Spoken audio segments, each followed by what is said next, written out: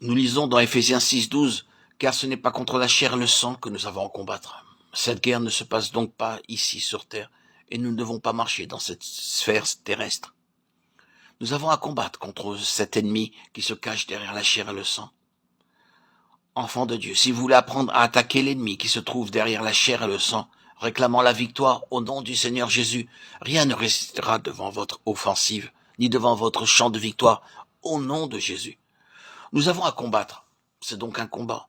Cela signifie se tenir debout en esprit, contre quelque chose qui vient contre vous, en esprit.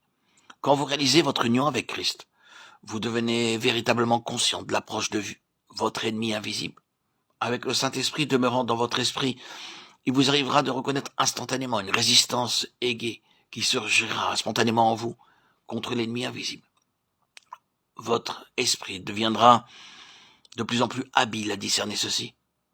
Par exemple, dans la vie pratique, vous rencontrez quelqu'un qui vous raconte une vilaine histoire. Vous reconnaîtrez l'esprit satanique qui l'a inspiré et vous direz « Non, je ne le croirai pas ». Voilà un des moyens de tenir ferme, debout contre les principautés et les puissances qui agissent à travers la chair et le sang. Notre lutte est contre celle-ci, contre les puissances, contre les princes de ce monde.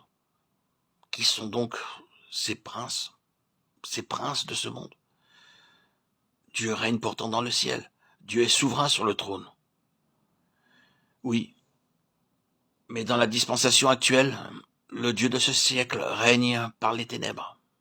Les ténèbres obscurcissent la sphère où vous travaillez. Vous les voyez, vous les sentez. Avez-vous compris comment il faut combattre contre ces dominateurs des ténèbres et les vaincre de façon à maintenir la victoire et à vous tenir debout en esprit, fort dans le Seigneur, dans sa force toute puissante contre l'ennemi, contre la puissance spirituelle de méchanceté qui est dans les lieux célestes. Il y a par exemple la puissance de la boisson, c'est l'esprit qui pousse un homme à boire. Il y a la puissance du bavardage, c'est l'esprit qui pousse quelqu'un à babiller, à bavarder. Oh, vous n'aviez pas compris ce qu'étaient ces puissances de méchanceté, qui sont des esprits, et qui vous attaquent et vous poussent à faire des choses que dans votre cœur vous ne désiriez pas faire. Tout cela parce que vous ne distinguiez pas la cause réelle de ces attaques, et que vous ne saviez pas vous tenir debout contre ces attaques, dans le Seigneur et dans sa force toute puissante, et maintenir la victoire.